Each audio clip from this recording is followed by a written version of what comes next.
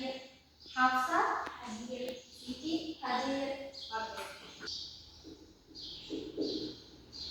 Hari ini kita akan belajar mengenai sejarah Islam di Indonesia. Jadi dari mana saja sih Indonesia itu masuk? Tapi sebelum itu kita akan belajar mengenai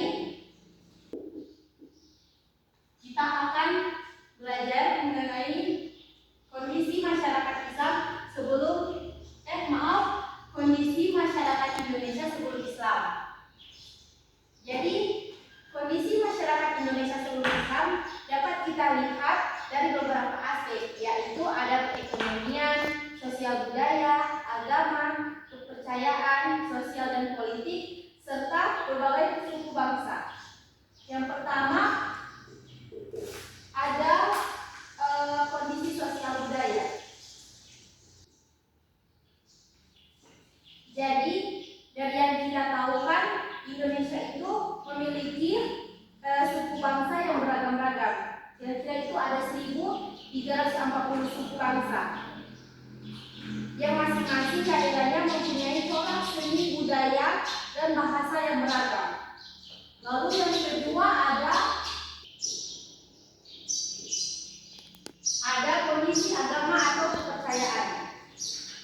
Jadi sebelum Islam masuk ke Indonesia, masyarakat yang tinggal di Indonesia ini sebelumnya sudah mengenal agama atau kepercayaan, yaitu agama Hindu dan Buddha. Dan beberapa masyarakat juga sudah menganutnya atau sudah mempercayai agama itu. Lalu ada juga yang menganut kepercayaan kapitalnya, yaitu kepercayaan dari nenek moyang.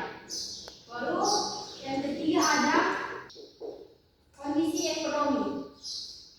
Sebelum Islam datang ke Indonesia pada abad ke-7, kerajaan Sriwijaya mengalami sebelum Islam datang, perekonomian masyarakat itu sudah bersifat agresif dan perdagangan.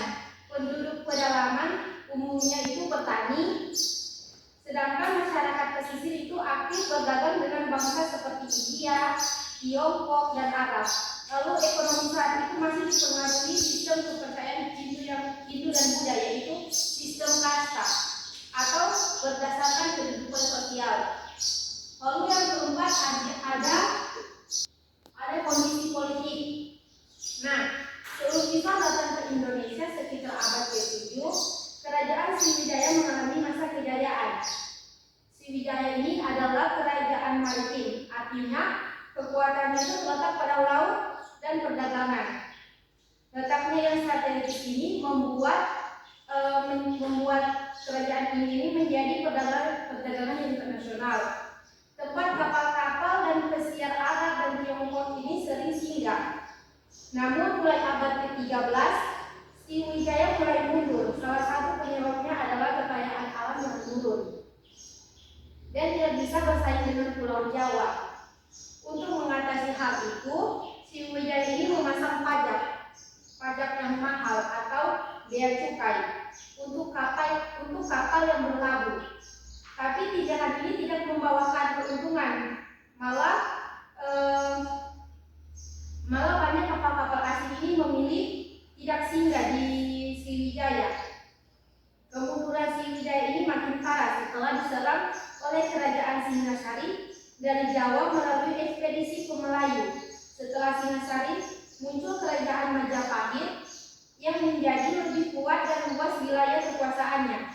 Majapahit ini mencapai puncak kejayaan di masa Raja Hayam Wuruk dan Katigajermada yang terkenal dengan Sumpah Palapa, janji untuk menyatukan seluruh Nusantara. Namun setelah itu Majapahit mulai melemah karena konflik dan kerajaan. Akhirnya Majapahit pun runtuh pada tahun 1478. Selanjutnya yang kelima ada kondisi suku bangsa. Nah, seperti yang sudah dibilang tadi, di Indonesia kan ada negara yang memiliki banyak suku bangsa yang tersebar dari Sabang sampai Merauke. Setiap suku ini memiliki seni, budaya, dan bahasa yang berbeda-beda. Perbedaan inilah yang membuat Indonesia menjadi negara yang beragam atau majemuk. Lalu kita masuk ke yaitu masuknya Islam ke Indonesia. Nah, jadi ada 6 jalur utama Islam masuk ke Indonesia, yaitu ada perdagangan, lalu ada perkawinan, pendidikan, seni budaya, tasawuf, dan politik. Yang akan kita bahas pertama adalah perdagangan. Jadi sejak abad ke-7, perdagangan Muslim dari Arab, Persia, dan India berdagang ke Nusantara dan menyebarkan Islam sambil berinteraksi dengan penduduk setempat. Karena letaknya yang strategis, jadi Indonesia ini menjadi pusat lalu lintas perdagangan internasional sehingga proses penyebaran Islam berlangsung dengan cepat. Lalu ada juga faktor yang mempercepat penyebaran Islam, yaitu karena letak Indonesia yang strategis, tanah yang subur dan kaya rempah-rempah, serta penduduk yang ramah, membuat para pedagang Muslim kemudian membentuk perkampungan dan bergaul dengan masyarakat lokal sambil berdakwah dan menyebarkan agama Islam. Lalu yang kedua ada perkawinan.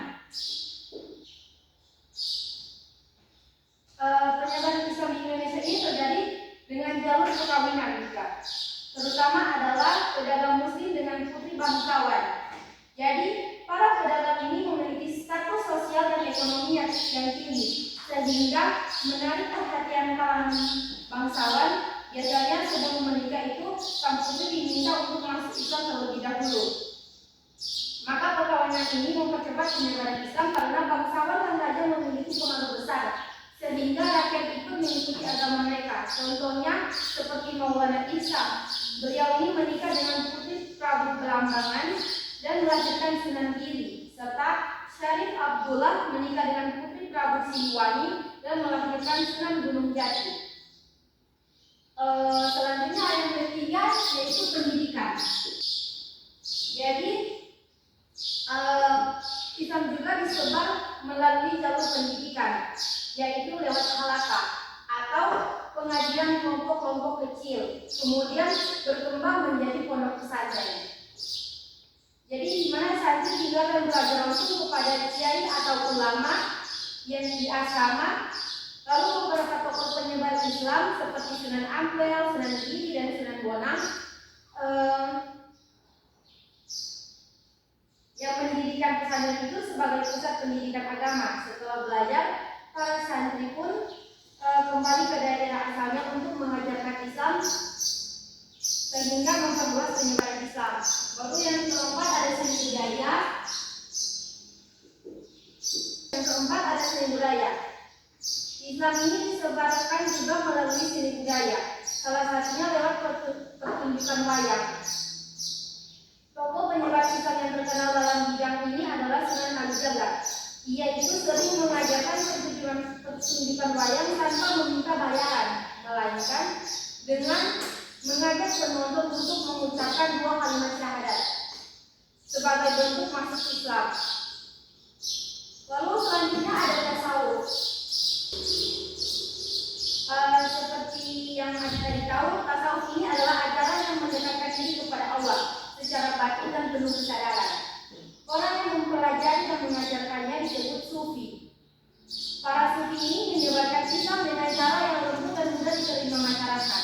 Mereka sering mengajarkan Islam sambil menyampaikan hal-hal gaib atau misi, seperti kesaktian dan pengobatan yang sesuai dengan Islam sambil menyampaikan hal-hal gaib atau misi. Jadi seperti kesaktian dan pengobatan yang sesuai dengan kepercayaan lama masyarakat. Karena ajaran ini mirip dengan kepercayaan Islam, karena ajaran ini mirip dengan kepercayaan sebelumnya, Islam lebih mudah diterima dengan penduduk pribumi. Baru selanjutnya yang terakhir ada politik. Di beberapa daerah di Indonesia ini, Islam lebih mudah diterima oleh rakyat setelah raja atau penguasa yang lebih dulu masuk Islam. Hal ini karena rakyat biasanya itu mengikuti agama yang dianut oleh rajanya. Selain itu, kerajaan Islam kadang menaklukkan kerajaan non-Muslim yang sedang lemah atau bermasalah. Setelah ditaklukkan, banyak rakyat dari kerajaan itu yang ikut masuk Islam karena melihat kekuatan dan pengaruh kerajaan Islam.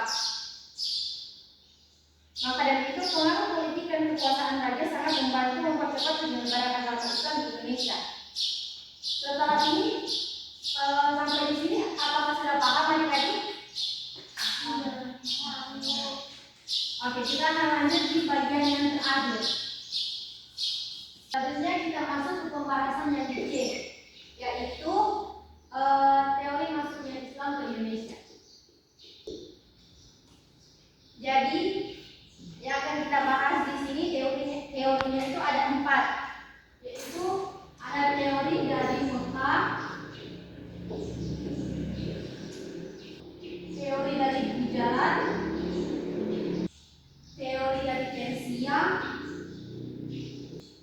dan teori dari Cina. Mereka berempat ini memiliki pandangan yang berbeda-beda. Yang pertama ada teori Mekah. Teori Mekah ini menyatakan bahwa Islam masuk ke Indonesia langsung dari Arab, khususnya Mekah dan Mesir pada abad ke-7. Teori ini muncul untuk menolak teori dari Gujarat yang menyebut Islam datang dari India. Lalu para teori Gujarat ini menjelaskan bahwa Islam masuk ke Indonesia itu pada 13 Masehi dan dibawa oleh pedagang Gujarat atau orang India. Menurut J. Pineapple, pedagang-pedagang dari India ini telah memeluk agama Islam dan kemudian mereka berdagang di Indonesia dan secara tidak langsung mereka lah yang menyebar agama Indonesia. Lalu selanjutnya ada teori dari Persia yang menyatakan bahwa Islam ini dibawa orang-orang Persia atau orang Iran ke Indonesia pada abad ke-13 hingga 15 Masehi. Lalu yang terakhir ada teori dari Cina menyatakan bahwa Islam masuk ke Indonesia ini dibawa oleh orang-orang Muslim dari Cina, khususnya dari wilayah Yunan dan dari abad ke-9 hingga 13 Masehi. Itulah pemaparan dari Ibu. Setelah Ibu akan membagi kelompok, yaitu dua orang. Kelompok pertama Arianti dan Nasya, lalu kelompok kedua Siti dan Marsa. Jadi di situ ada kertas, nanti kalian akan mencocok-cocokkan antara jawaban dan soal. Paham anak-anak? Ibu kasih waktu 5 menit ya. Dimulai dari sekarang. Sudah anak-anak? Sudah Ibu. Oke, jadi Ibu meminta kelompok 1 perwakilan untuk membaca kartu yang nomor 1 beserta dengan jawaban, lalu kelompok 2 membaca kartu yang nomor 2 beserta jawaban. Ayo silakan kelompok 1. Baik, saya akan membacakan kartu pertama dengan jawabannya. Pertanyaannya yaitu jalur masuk Islam yang dilakukan melalui pernikahan antara pedagang Muslim dengan bangsawan lokal. Jawabannya, perkawinan pedagang Muslim menikah dengan putri bangsawan lalu menyebarkan Islam. Rakyat ikut memeluk Islam karena mengikuti pemimpinnya. Oke, apa sudah benar? Ya, sebenarnya itu benar Ibu. Ya, benar ya. Selanjutnya kelompok 2, ayo. Pertanyaannya, teori yang menyatakan Islam masuk ke Indonesia langsung dari Arab pada abad ke-7 Masehi. Jawabannya, teori Mekah. Didukung bukti seperti perkampungan Arab Muslim di Sumatera pada 674 Masehi dan mazhab Syafi'i yang dianut Samudra Pasai. Apakah sudah cocok itu tadi? Dengan Oke, sudah ya. Terima kasih.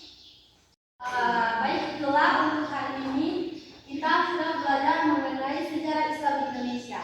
Jadi kesimpulan yang dapat Ibu ambil yaitu Islam ini masuk secara damai melalui perdagangan, perkawinan, pendidikan, seni, tasawuf, dan politik.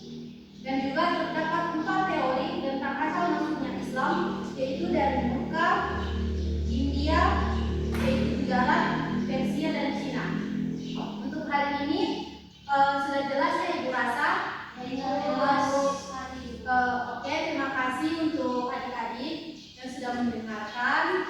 Ibu harap dengan pembelajaran hari ini adik-adik bisa mengerti tentang bagaimana Islam masuk ke Indonesia. Baiklah, mohon maaf atas kesalahan perkataan yang Ibu tidak sengaja ataupun disengaja. kita tutup pembelajaran ini dengan mengucapkan alhamdulillah. Alhamdulillah.